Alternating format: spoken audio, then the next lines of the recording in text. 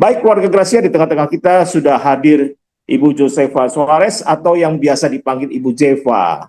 Ya, Ibu Jeva akan menyaksikan pergumulannya di tengah sakit saluran pernapasan yang pernah dialami beberapa waktu yang lalu. Ini narasumber kita kali ini bukan dari Indonesia tapi dari Timur Leste.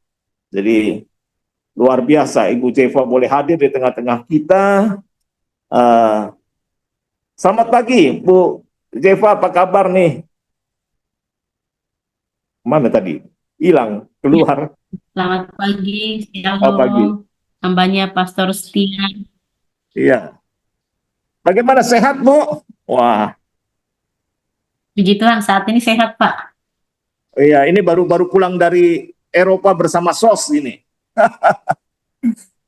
Luar Puji biasa, dari Tuhan. Timor Leste yang ikut banyak ya Bu ya? Iya, ada 8 orang, Pak. Wah, 8 orang dari Timor Leste. Wah, sayang saya nggak ikut Bu ya waktu itu. Jadi puji Tuhan Ibu Jeva boleh bersama-sama dengan kita. Bu Jeva boleh memperkenalkan diri dulu, nama, sudah diberkati dengan berapa anak ya, dan sekarang pastinya Timor Leste-nya di mana nih Bu? Gitu, silahkan Bu. Oh ya, baik.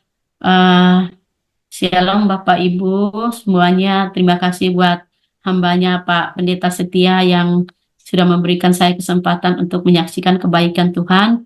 Nama saya lengkapnya Josefa Suarez, biasa dipanggil Jeva. Saya udah berkeluarga, anak 4.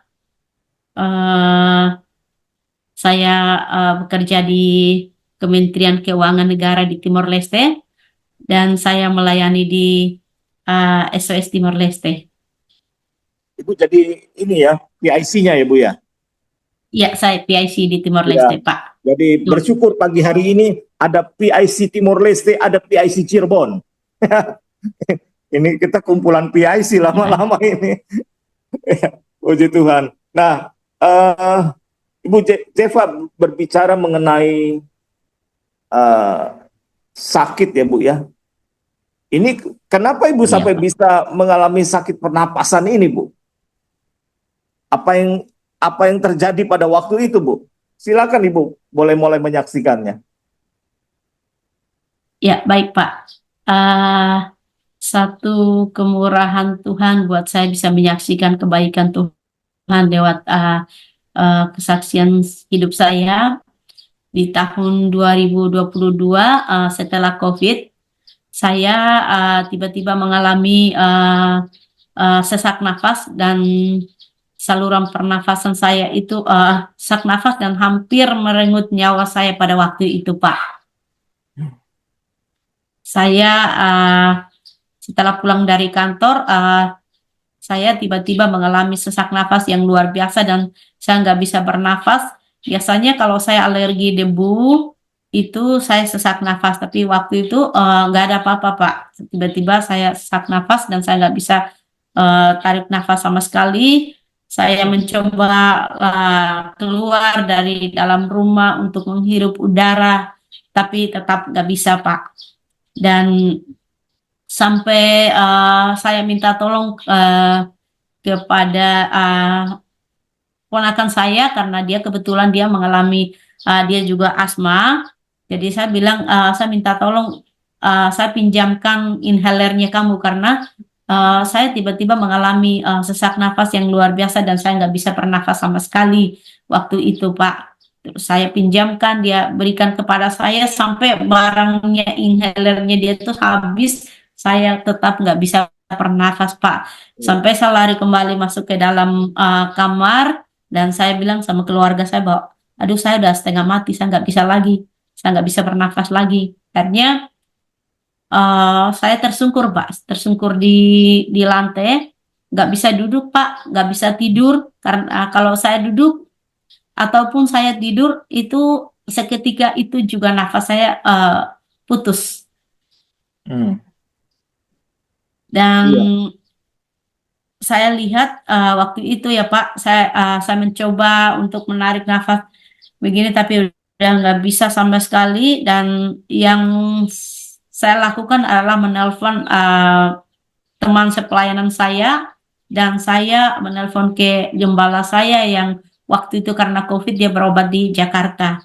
Saya video call dengan suara terpatah-patah. Saya bilang sama Bapak Gembala saya bahwa, Pak, tolong doakan saya karena saya rasa saya udah nggak kuat lagi, Pak. Saya bilang sama Bapak Gembala. Terus Bapak Gembala doakan saya. Setelah doakan saya pikir sembuh, Pak, waktu itu. Tapi semakin didoakan itu, aduh, badan saya udah dingin semua, pandangan saya udah kabur. Saya melihat orang-orang di depan saya, keluarga saya di depan saya itu satu sudah jadi dua, Pak. Nggak bisa lihat mereka dengan jelas.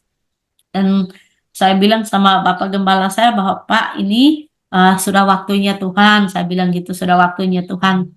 Nah, terus kata Pak Gembala, ya jangan nyerah katanya. Harus kamu telepon ke rumah sakit supaya dari rumah sakit datang dengan ambulans, terus kalian dibawa oksigennya.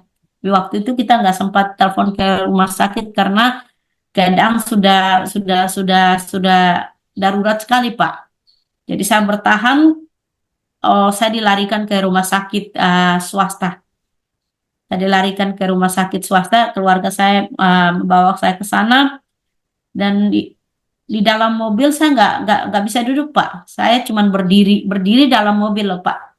Oh, Karena kalau saya duduk itu nafas saya udah benar-benar berhenti, nggak bisa disentuh sekalipun dengan keluarga atau teman-teman yang hadir untuk mendoakan saya.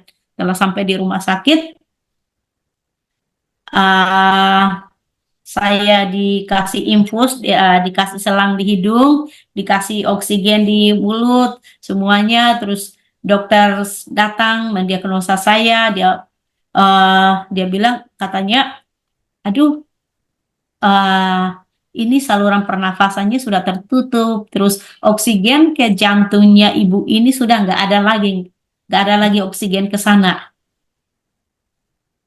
Itu kata dokter, Pak. Dan waktu itu benar-benar saya lihat eh apa ya, Pak? Saya udah keringat dingin, tubuh saya udah putih semua, udah putih semua. Dan saya benar-benar mengalami ya satu hal yang membuat saya itu, saya lihat kematian, Pak. sembilan puluh oh. persen saya melihat kematian, Pak. Hmm. sembilan Lalu puluh apa yang persen terjadi, saya. Bu? Ya, ketika saya diberitahukan sama dokternya bahwa, oh, ini kalau secara medis kita udah nggak bisa buat apa-apa lagi selain kita kasih infus, kita kasih selang di hidung, di oksigen, ya sudah katanya gitu. Kita nggak bisa buat apa-apa lagi kecuali kalian mau berdoa katanya, kata dokter gitu. Kecuali kalian mau berdoa. Setelah saya mendengarkan vonis dokter seperti itu, yang saya lakukan adalah saya tersungkur di tanah. Saya tersungkur di tanah dan saya bilang sama Tuhan, apa ya, saya bilang sama Tuhan, saya minta ampun sama Tuhan. Saya bilang, Tuhan, ampuni semua dosa saya, kesalahan saya, pelanggaran saya, perbuatan saya, sejak waktu ibu saya melahirkan saya, mulai dari dia mengandung sampai dia melahirkan saya, sampai detik ini, saya mohon pengampunan. Dan akhirnya, Pak, saya menyerahkan hidup saya 100% sama Tuhan. Dan saya bilang, kalau memang ini waktunya Tuhan, kalau memang ini waktunya Tuhan, lakukan deh apa yang Tuhan mau. Saya sudah siap kok, saya bilang gitu sama Tuhan. Itu. Dan saya berdoa, ketika saya menyerahkan hidup saya 100% sama Tuhan, saya berdoa buat dokternya, saya berdoa buat teman-teman sepelayanan, saya berdoa buat keluarga saya, dan saya serahkan semuanya sama Tuhan pada waktu itu. Karena saya tahu, saya melihat tubuh saya udah putih semua, Pak. Saya merasa bahwa roh saya udah mau keluar dari tubuh saya waktu itu.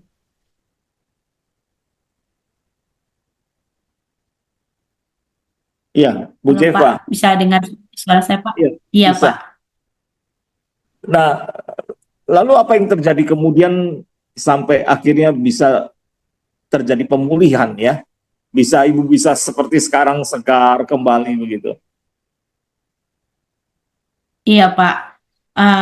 Satu mujizat yang luar biasa ketika saya bilang sama Tuhan bahwa saya serahkan hidup saya sepenuhnya sama Tuhan, tapi Pak, waktu itu setelah saya berdoa, saya serahkan hidup saya sama Tuhan, dalam hati saya ingat semua pelayanan saya. Saya bilang sama Tuhan, aduh, saya belum melakukan apapun buat Tuhan, pelayanan saya belum melakukan apa yang terbaik buat Tuhan, ini gimana? Secepat ini saya pergi, saya bilang gitu. Itu dalam hati saya, dan saya nggak bilang sama keluarga saya, siapapun yang dekat sama saya nggak bilang. Cuman saya bilang, saya nangis sama Tuhan. Tuhan, saya ingat semua kebaikan Tuhan, tapi sampai hari ini saya belum memberikan sesuatu yang terbaik buat Tuhan, yaitu pelayanan saya, Pak. Saya bilang sama Tuhan, tapi kalau memang waktunya Tuhan sama kembali, udah Tuhan, saya sudah berserah sepenuhnya sama Tuhan. 100% Pak, waktu itu saya nggak takut, waktu itu nggak takut menghadapi kematian, saya nggak pikirkan keluarga saya, yang saya ingat itu Tuhan, kebaikan Tuhan yang selama ini Tuhan buat sama saya, tapi saya belum eh, bisa melakukan apapun buat Tuhan. Dan ketiga, saya menyerahkan hidup saya 100% sama Tuhan. Bapak tahu apa yang terjadi. Tiba-tiba saya merasakan sesuatu yang dingin masuk ke paru-paru saya, Pak. Saya mencoba untuk bernafas, saya coba untuk menarik nafas 1 kali. Ternyata saya bisa, saya bisa. Terus saya coba lagi, yang kedua kali saya bisa. Sampai yang ketiga kali saya bilang, dokter, saya bisa bernafas. Saya bilang gitu sama dokter. Dokternya kaget, dia lari dari tempat duduknya dan dia coba untuk dia tes di jantung, paru-paru, semuanya. Dia bilang, wah ini luar biasa sekali ya. Dia bilang ini mujizat loh, mujizat. Dia bilang ini mujizat. Dia bilang gitu sama keluarga, dan dia bilang ke saya katanya mujizat. Berarti saya bilang, aduh Tuhan, saya masih dikasih kesempatan untuk hidup, Pak. Waktu itu saya mengalami mujizat yang luar biasa di rumah sakit, dan semua orang yang mengikuti saya, mereka menyaksikan uh, mujizat Tuhan terjadi di sana, Pak.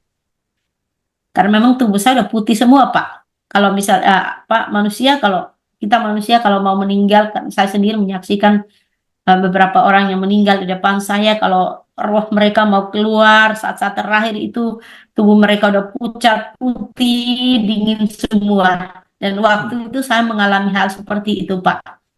Dan pandangan saya mulai kabur, dan saya nggak bisa lihat siapa-siapa lagi. Tadi yang satu orang jadi dua, tapi setelah di sana saya udah nggak bisa lagi melihat dengan jelas, sudah kabur sama sekali.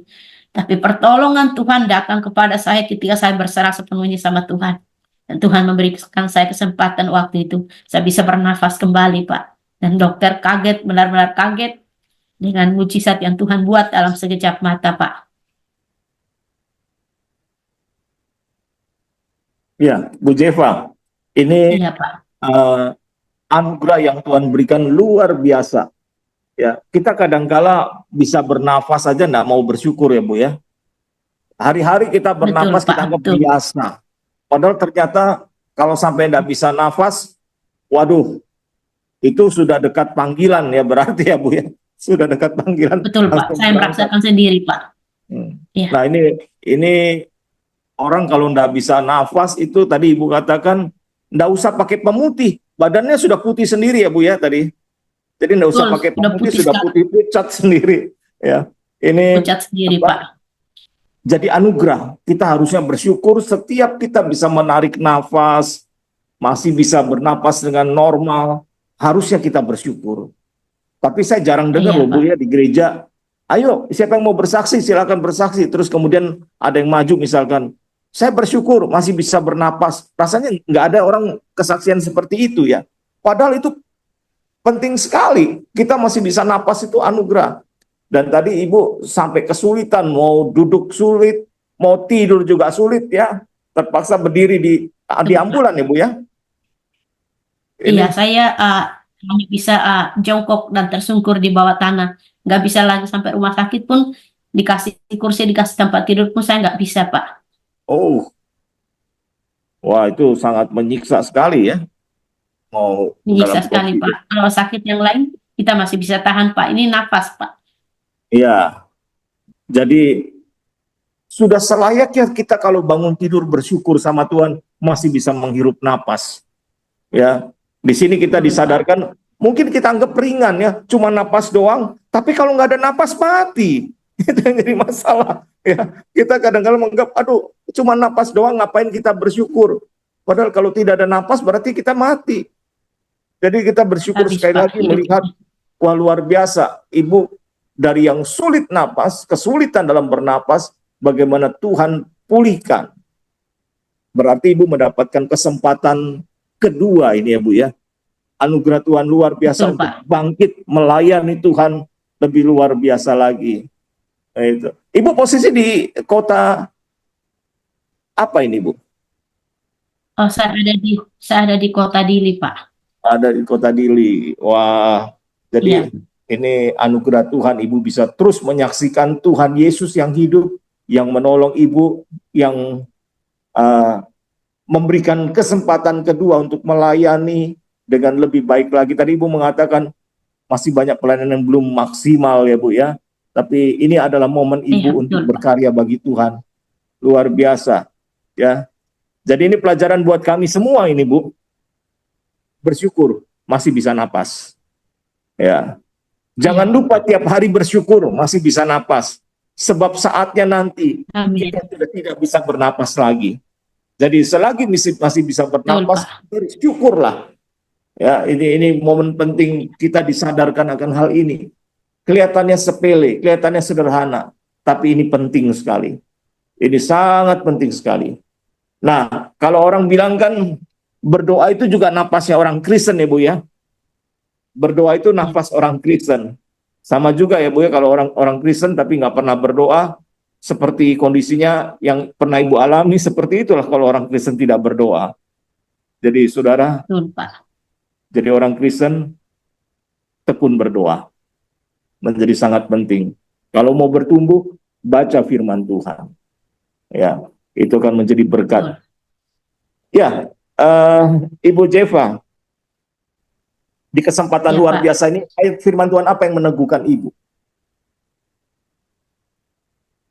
Yang meneguhkan ayat firman Tuhan yang meneguhkan saya dan menguatkan saya pada waktu itu ya, uh, ada di Mazmur 16 ayat 2, Pak.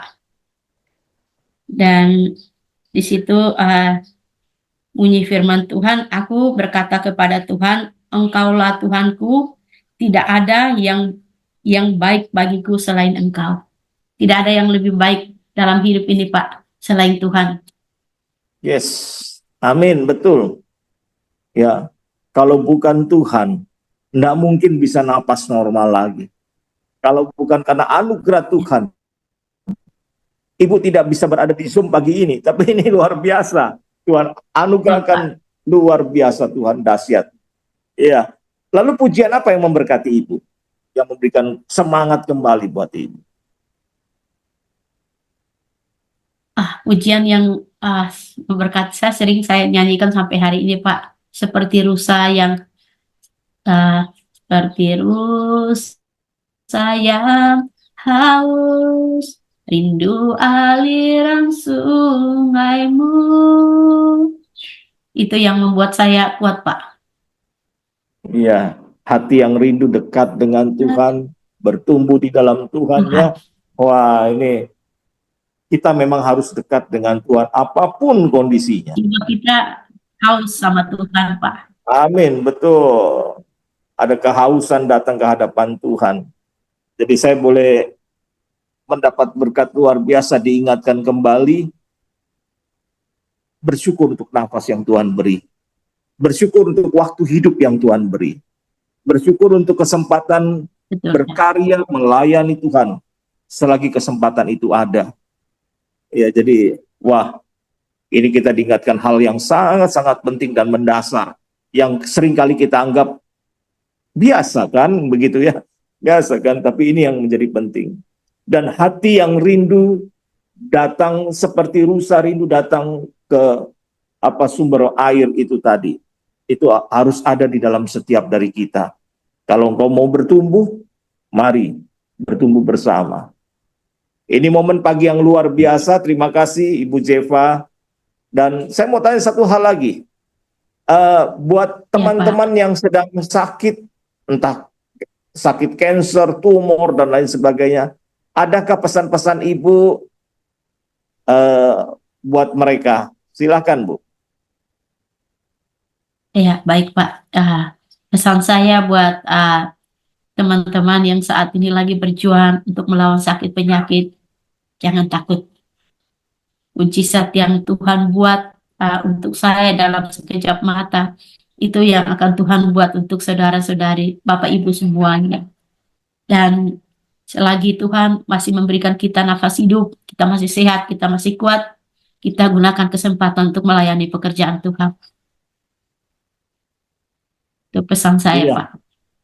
Ya, terima kasih, Bu Jeva. Hari ini Sama-sama, kita Pak. boleh menyaksikan satu lagi mujizat Tuhan yang luar biasa. Jadi kita bersyukur kepada Tuhan. Mari kita mau berdoa, kita mau doakan Ibu Jeva dalam pelayanannya sebagai PIC Timur Leste, ya, dan juga sebagai seorang ibu, seorang pelayan Tuhan, kiranya terus Tuhan berkati. Mari kita berdoa bersama. Bapa di dalam surga, kami bersyukur untuk kesaksian dari Ibu Jeva yang mengingatkan kami satu momen yang sangat penting, yaitu ketika kami kesulitan bernapas. Kami diingatkan betapa pentingnya bernapas itu.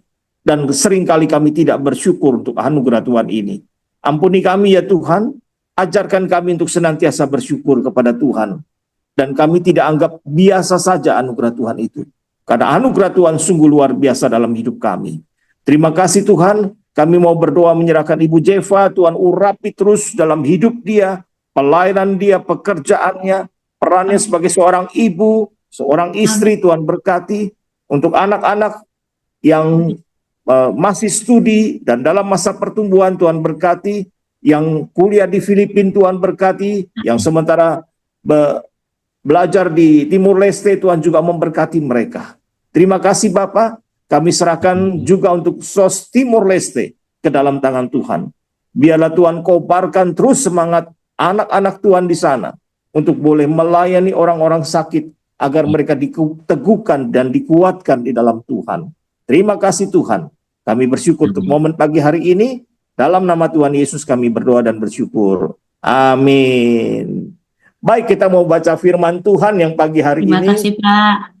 Sama-sama, puji Tuhan. Kita mau baca satu bagian firman Tuhan yang saya ambil dari Yosua. Saya akan membahas satu tema, kuatkan dan teguhkanlah hatimu.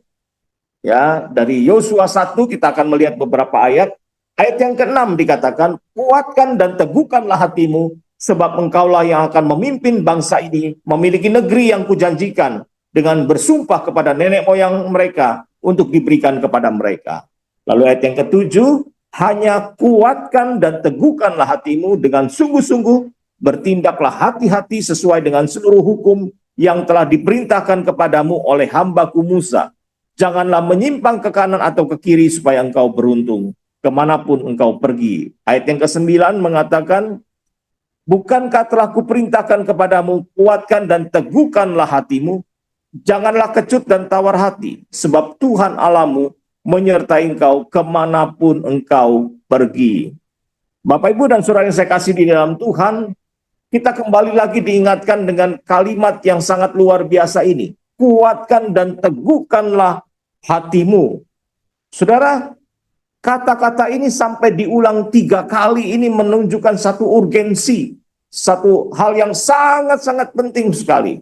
Ketika Tuhan berkata, kuatkan dan teguhkanlah hatimu. Saudara, kata yang sangat penting di sini ketika Tuhan berkata, kuatkan.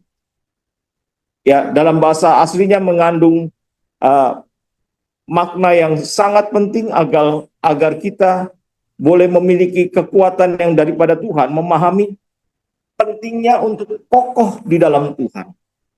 Lalu dikatakan teguhkanlah.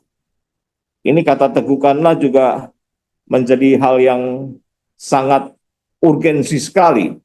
Teguhkanlah itu berarti dia berani mengambil tindakan melawan sesuatu, ya. Karena apa? Kalimat ini diberikan, kuatkan dan teguhkanlah. Yosua tidak lama lagi akan memimpin bangsa Israel masuk ke tanah perjanjian. Dia bukan hanya perlu tetap kokoh percaya kepada Tuhan, tapi keberanian untuk bertindak melawan musuh-musuh yang ada. Termasuk orang yang dikatakan orang yang badannya besar-besar dan lain sebagainya. Ya, tapi disinilah Yosua diingatkan, kuatkan dan teguhkanlah hatimu. Saudara, apa yang kita bisa pelajari dari ayat-ayat ini? Yang pertama yang kita bisa pelajari, jangan takut. Kenapa dikatakan jangan takut? Karena kita punya Tuhan yang luar biasa dan dahsyat. Saudara, kalau satu kali kita diajak pergi ke rumah atau ke restoran mewah, saudara. Kita diajak pergi ke restoran mewah. Kalau saudara pergi sama konglomerat, ada damai sejahtera enggak, saudara? Yakin dibayarin ya, berarti ya, ada konglomerat ya. Kalau kita pergi sama orang yang tidak mampu, pergi ke rumah makan mewah, apa yang terjadi? Saudara was-was, bukan? Bakal keluar uang maksudnya di situ. Jadi kita kadang-kala firman Tuhan berkata jangan takut. Kenapa? Tuhan yang menyertai kita. Kalau ada konglomerat yang menyertai kita masuk restoran, kita merasa tidak takut. Kenapa? Aman. Pasti ada yang bayarin nih gitu ya. Nah, saudara sekarang bersama dengan Tuhan yang menjaga engkau dengan luar biasa. Jangan takut. Betul engkau menghadapi masa-masa kelam, tapi ada Tuhan di sana yang tidak pernah membiarkan engkau. Dia mengatakan jangan takut karena Dia menyertai, melindungi.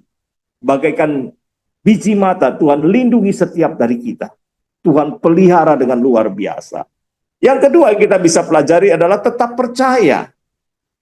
Saudara, sakit penyakit kadang-kala menggoncangkan, membuat kita meragukan, betulkah Tuhan tolong saya?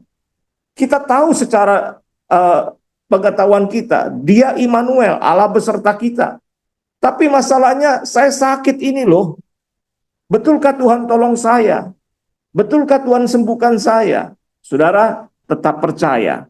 Ini menjadi sangat penting sekali. Jangan takut, tetap percaya kepada Tuhan. Lalu berikut yang kita bisa pelajari adalah berani bertindak, saudara. Kita kadang-kala tahu, tapi kita tidak berani bertindak. Ya, melangkah dengan iman.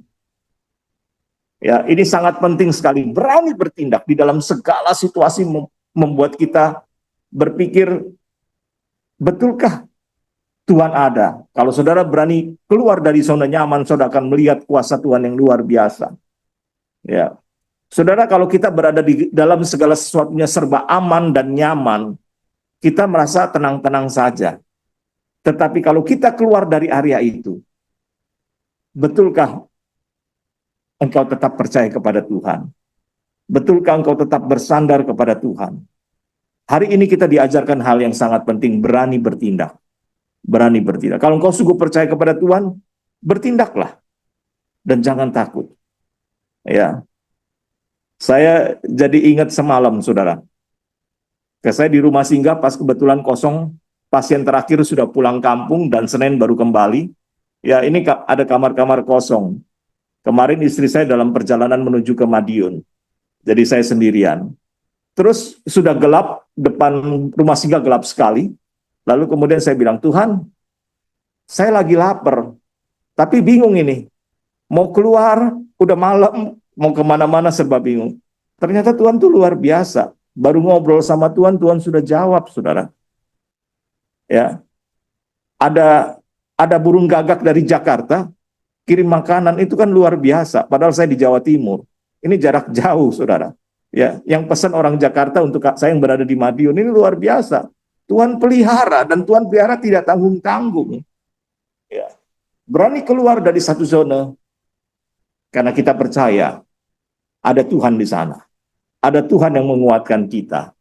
Ya, jangan takut, tetap percaya, berani bertindak. Yang terakhir, tetap fokus kepada Tuhan, bukan kepada masalahmu, bukan kepada sakitmu. Yosua dikatakan dia harus kuatkan dan teguhkanlah. Tuhan ingin dia fokus kepada Tuhan dan bukan kepada musuh-musuh yang akan dihadapi ketika dia memimpin bangsa Israel masuk ke tanah perjanjian. Tuhan ingin agar Yosua tetap hanya fokus dan mengandalkan Tuhan. Saudara, pagi ini saya ajak saudara untuk kembali fokus kepada Tuhan dan hanya mengandalkan Tuhan. Betul engkau ada sakit penyakit, betul engkau ada kebutuhan-kebutuhan untuk membeli obat dan lain sebagainya. Betul, mungkin vonis dokter yang baru engkau dengar menggoncangkan hidupmu. Namun saat ini, firman Tuhan berkata, jangan takut, engkau tetap percaya kepada Dia, berani bertindak menyatakan imanmu, dan tetap fokus kepada Tuhan. Dan Tuhan ingin berkarya dalam hidupmu. Bawa bebanmu, letakkan itu di bawah kaki Tuhan. Saya percaya setiap dari kita banyak pergumulan, tapi ingat, Tuhan tidak pernah meninggalkan engkau. Tuhan senantiasa bersama dengan engkau. Mari kita bersatu di dalam doa. Bapa di dalam surga, kami bersyukur kembali firman Tuhan mengingatkan kami untuk kami kuat dan teguh di dalam Tuhan. Terima kasih Bapa. Melalui hal ini kami boleh diingatkan dan kami boleh belajar kembali agar kami tidak takut, agar kami tetap percaya, agar kami berani bertindak menyatakan iman kami. Bahkan kami diajarkan untuk fokus terus hanya kepada Tuhan, bukan kepada masalah yang sedang kami hadapi. Tuhan, kami bersyukur kepadamu. Dan kami juga bersyukur melalui kesaksian kami diberkati, diingatkan kembali. Banyak hal yang harusnya kami bersyukur, tapi kami seringkali menganggap itu biasa, termasuk di dalamnya bernafas. Kami bersyukur ya Tuhan, karena kami masih tetap bernafas sampai saat ini.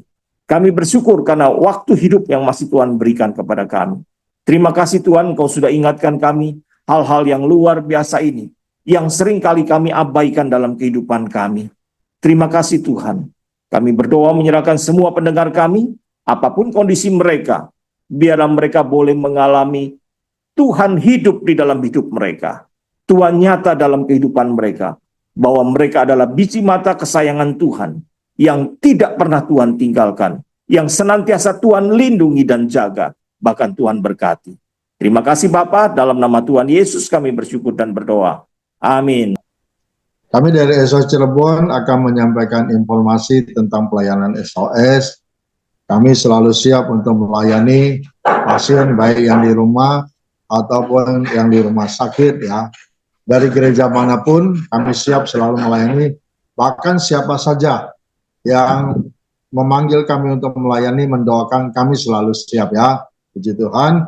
Bisa menghubungi Suara Gracia atau juga bisa menghubungi di 089 6181 08465 ya. Tolong memberikan informasi nama, kalau misalnya di rumah sakit mana, di ruang apa gitu ya. Dan juga bisa memberikan nomor kontaknya kepada kami supaya kami dapat mengakses ya untuk pasien-pasien yang akan dilayani. Yang kedua, kami mengajak untuk bergabung di dalam Menara SOS Cirebon setiap hari Rabu ya pukul 16.00 waktu Indonesia bagian Barat melalui Zoom ya. Untuk linknya dapat kami berikan baik melalui Suara Gracia atau tim SOS kami siap untuk melayani ya. Biar pasien-pasien boleh bergabung di Menara Doa untuk didoakan atau juga pasien-pasien bisa bersaksi melalui Menara Doa Kota ya. Demikian informasi yang kami sampaikan. Tuhan Yesus memberkati. Saya kembalikan kepada Pak Leo.